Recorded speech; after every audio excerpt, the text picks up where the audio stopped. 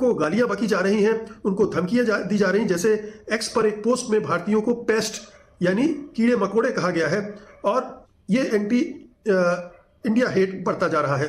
कुछ और जो गालियां हैं मैं बता दूं आपको, भारतीयों के लिए स्टिंकी, दुर्गंध वाले, करी मचर्स, काउ वर्शिपर्स, ये सब कह के गालियां दी जा रही हैं। न्यूक इंडिया एंड इरेज हिंदुइज्म, ये धर्म सीधे हमले, हिंदू धर्म पर हमले किए जा रहे हैं। न्यू इंडिया पर परमाणु हमले की बात कही जा रही कि हिंदू धर्म को साफ कर दिया जाए। इसी तरह से भारतीयों को नॉन व्हाइट इन्वेडर्स कहा जा रहा है। ब्रेन ड्रेन का आरोप है, इनको इनकॉम्पिटेंट कहा जा रहा है इंडियंस को, और स्केमर्स भी कहा जा रहा है, मतलब ये घोटालेबाज हैं, घोटाला करके यहाँ पर आए हैं और इनके जो क्रेडेंशियल्स हैं वो फेक हैं, नकली हैं, जाली हैं, फर्जी हैं। और ट्रंप ने जिस तरह से भारतीयों का नाम तो नहीं लिया उन्होंने, लेकिन इमिग्रेंट्स करके उसमें सबको लपेट लिया है और ट्रंप ने इस घृणा को, इस नफरत को बढ़ाने में एक बड़ी भूमिका निभाई है। कुछ और जो गालियां इस्तेमाल हो रही हैं वो भी आप सुन लीजिए। इमेजिन द स्मेल, भारतीयों के लिए कहा जा रहा है कि इमेजिन द स्मेल, उनकी गंध की कल्पना कीजिए। पजीट एक बहुत बुरी गाली के तौर पर चल गई, मैं इसके बारे में अभी आपको बताऊंगा। स्ट्रीट शिटर्स मतलब सड़कों पर शौच करने वाले, काऊ यूरिन गौमूत्र पीने वाले, ये सारे जो गालियां हैं ये उनके लिए इस्तेमाल हो रही हैं। और ऐसे बहुत सारे एक्टिविस्ट हैं, जर्नलिस्ट हैं जो यूट्यूबर्स के रूप में भी और सोशल मीडिया पर भी जहर उगल रहे हैं और निशाना बना रहे हैं भारतीयों को। ये एक कंसर्टेड कैंपेन है, कोई अलग थलग कोई छोटे मोटे कुछ लोग नहीं कर रहे हैं, बल्कि बाकायदा एकजुट होकर, संगठित होकर एक अभियान चलाया जा रहा है। और ट्रंप के सपोर्टर्स ने H1B वीजा को खत्म करने की मांग की है। उनका कहना है कि भारतीय पैरासाइट्स हैं, परजीवी हैं। अब ये आप समझ सकते हैं कि किस तरह से टारगेट किया जा रहा है भारतीयों को और खासतौर पर हिंदुओं को। हिंदू एक तरह से यूएस कांग्रेसमैन ने कहा भी कि हिंदू फोबिया का मुद्दा उन्होंने उठाया, जहां हिंदू धर्म को निशाना बनाया जा रहा है। लेकिन ये जो आवाजें हैं ये बहुत रेयर हैं, इनकी सुनवाई बहुत नहीं है, क्योंकि मागा का शोर बहुत जबरदस्त है। उसे ट्रंप का पैट्रोनेज मिल रहा है, ट्रंप का संरक्षण मिल रहा है, ट्रंप से बढ़ावा मिल रहा है, इसलिए ये लगातार बढ़ता जा रहा है और ये भयानक रूप से एक ऐसी स्थिति में पहुंच गया है जहां इसको रोकने की संभावना घटती जा रही है। मैंने अभी जिक्र किया था कि भारतीयों के लिए वहां पजीत शब्द का इस्तेमाल हो रहा है। ये इस्तेमाल भारतीयों के लिए हो रहा है और खासकर उनमें भी हिंदू और सिख मूल के लोगों के लिए हो रहा है। इंटरनेट पर खासतौर पर जो धुर दक्षिणपंथी और व्हाइट सुपरमिस्ट ग्रुप्स हैं, इनमें ये पजीट शब्द बहुत लोकप्रिय हो गया है और ये शब्द भारतीयों को नीचा दिखाने, उन्हें गंदा, असभ्य, सड़क पर शौच करने वाला बताने के लिए इस्तेमाल होता है। तो पजीट कह दिया तो मतलब भारतीयों और हिंदुओं, खासतौर पर हिंदू और सिखों के लिए ये सारी चीजें इस्तेमाल हो रही हैं। 2015 में ये शब्द उभरा था और एक शुरू हुआ था, मीम शुरू हुआ था, पजीट माई सन। ये जो महमूद माई सन एक तुर्की लोगों ने ट्रोल करने वाला मीम बनाया था, उसी के तर्ज पर शुरू हुआ था और इस अब पजीट के जरिए हिंदुओं को निशाना बनाया। जो पजीट है वो शब्द कहाँ से आया जरा ये समझ लीजिए।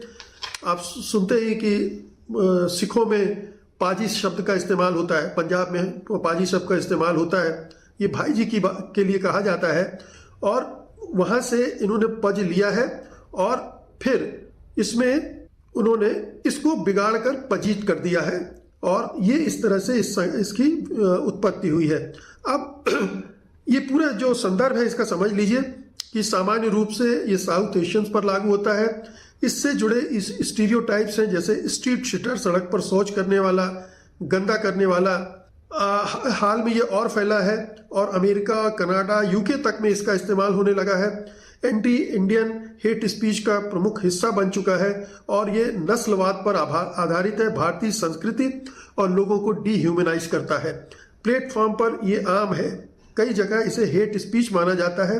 अंग्रेजी में एन वर्ड्स ब्लैक लोगों के लिए जो कहा जाता है, ये एक तरह का एथनिक स्लर है, एक गाली है। कहने का मतलब ये है कि अमेरिका में भारत और हिंदुओं के खिलाफ इतनी नफरत बजाने लगी है कि वो कभी भी बड़ी हिंसा में तब्दील हो सकती है। चूंकि वहां आर्म्स कंट्रोल है नहीं, कोई भी हथियार खरीद सकता है, कोई भी हथियार रख सकता है, और इसीलिए वहां आए दिन इस तरह की घटनाएं होती रहती हैं। मास शूटिंग आमतौर पर होती रहती हैं, और इसी तरह के जो पागल हैं दक्षिणपंथी, अति दक्षिणपंथी, वो कभी भी इस तरह की किसी गोलाबारी को अंजाम दे सकते हैं।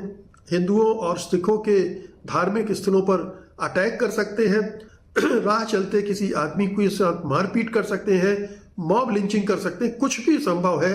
भारत में चूंकि आर्म्स उस तरह से नहीं बटे हुए हैं, नहीं फैले हुए हैं, इसलिए अभी हमें उस पैमाने की हिंसा केवल दंगों के दौरान दिखती है, अन्यथा नहीं दिखती। लेकिन अब अमेरिका में ऐसे हालात बनते जा रहे हैं कि हमें कभी भी इस तरह की मास शूटिंग की खबरें, बुरी खबरें देखने को मिल सकती हैं, सुनने को मिल सकती हैं।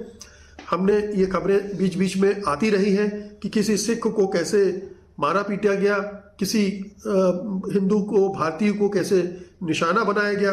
लेकिन अब ये वो छिटपुट घटनाओं से बात आगे बढ़ चुकी है, और जिस तरह से फॉर्नी ने कहा है कि 2026 बहुत ही खतरनाक होने वाला है भारतीयों के लिए, हिंदुओं के लिए, जिसमें गोलाबारी भी होगी, उन पर हमले होंगे, उनके जो व्यापार हैं, बिजनेस एस्टेब्लिशमेंट्स हैं, वहाँ पर अटैक होंगे, उनके धार्मिक स्थल, हिंदू मंदिरों पर अटैक होंगे।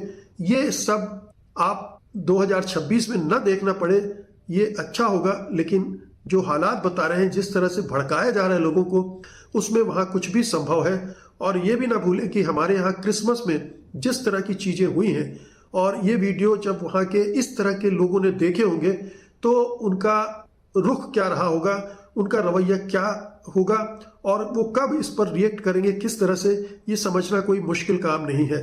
तो क्रिया की प्रतिक्रिया वहाँ भी देखने को मिल सकती है। क्रिया की प्रतिक्रिया हम बांग्लादेश में भी देख रहे हैं, और हिंदुस्तान में भी देख रहे हैं, और पाकिस्तान में भी देख रहे हैं। पूरे यूरोप में भी भारतीयों के प्रति ये नफरत बढ़ती जा रही, बल्कि यूँ कहना चाहिए कि जो पूरा वाइट वर्ल्ड है, गोरों की दुनिया है, वहाँ पर अब यूँ तो सारे जो नॉन वाइट्स हैं वो टारगेट पर हैं, लेकिन ख़ास तौर पर अब भारतीय और हिंदू और सिख, ये सब सीधे निशाने पर आ गए हैं। और अब ये ऐसा लगता है कि ये बड़ी हिंसा की पृष्ठभूमि तैयार हो गई है, और कभी भी कुछ भी घट सकता है। बहुत ही खतरनाक स्थिति है, लेकिन ये स्थिति बहुत कारण है इसके, देश विदेश दोनों का कारण है। जब हिंदुस्तान में घटनाएं होती हैं, क्रिश्चियन को मारा जाता है, पीटा जाता है, मुसलमानों को जलाया जाता है, या उनकी हत्याएं की जाती, मॉब लिंच की जाती हैं, तो जाहिर है कि जहाँ पर इन लोगों का बहुमत है और जहाँ हिंदू और भारतीय अल्पमत में है, वो वहाँ अपना गुस्सा उतारते हैं। जैसे देखा तो आपने किस तरह पूरी दुनिया में हिंदुस्तानी के ख़िलाफ़ जो है वो नफ़रत पाई जाती है। वो पूरी दुनिया में किस तरह हिंदुस्तानी जो है वो अताप का शिकार है, क्योंकि इसकी असल में वजह ये है कि ये ख़ुद जो है जाहिल हैं, बेवकूफ़ हैं। और ख़ास तौर पर आजकल जो इन लोगों ने हिंदुस्तान में माइनॉरिटीज़ के साथ जो बुरा सलूक किया है, इसकी वजह से पूरी दुनिया में हिंदुस्तान की पिक्चर बहुत ज़्यादा बुरी गई है। और अब पूरी दुनिया में ख़ास तौर पर वेस्ट में जो है ये मुहिम बहुत ज़ोरों शोरों पर है कि हिंदुस्तानियों को निकालो हमारे मुल्क से। ख़ास तौर पर अमेरिका में, यूके में, ऑस्ट्रेलिया में, यूरोप में तो है हिंदुस्तानियों को जो है वो गालियाँ दी जा रही हैं। इनको बदतमीज़ कहा जाता है, इनको गलियों में पोटियाँ करने वाला कहा जाता है। इनके बारे में कहा जाता है कि ये इनसे बदबू आती है, इनमें सिविक सेंस नहीं है, ये लोग यहाँ पे आते हैं और ये हमारी जो है नौकरियाँ खा गए हैं। इनको जो है वो बुरे बुरे अलकाबात और बुरे बुरे नामों से पुकारा जाता है। और दूसरी तरफ इनकी अपनी हरकत भी ठीक नहीं है। ये भी वहाँ पर जाकर जो है वो कॉमन जो सिविक सेंस होती है उसका भी मुजाहरा नहीं करते, जिसकी वजह से इनको जाहिल गवार समझा जाता है। और वो अपनी सोसाइटी के लिए इनको जो है वो बहुत बुरा समझते हैं। वो समझते हैं कि ये लोग जो है हमारे मुआशरे के लिए फ़िट नहीं है, लिहाजा इनको वापस अपने मुल्क में जाना चाहिए। तो इनको पजीत कहकर, इनको गंदा कहकर, इनको बदबूदार कहकर जो है बुलाया जाता है। तो असल में ये जो है ये अपनी हरकतें ठीक करने नहीं चाहते। और दूसरी तरफ हिंदुस्तान में जो हिंदुस्तानी हुकूमत है वो अपने आप को विश्व गुरु कहते हैं, और अपनी आवाम को जो इन लोगों ने ट्रक की बत्ती के पीछे लगा रखा है कि भाई तुम जो है वो सुपर पावर बनने जा रहे हो, ये है वो। लेकिन ये इनकी हरकतें जो हैं वो पूरी दुनिया में नापसंद की जाती हैं। तो नाज़रीन, आपका इस वीडियो के बारे में क्या ख्याल है, कमेंट सेक्शन में राय का इज़हार कीजिएगा। वीडियो अच्छी लगी तो हमारे वीडियो को लाइक कीजिएगा, हमारे चैनल को सब्सक्राइब कीजिएगा। शुक्रिया।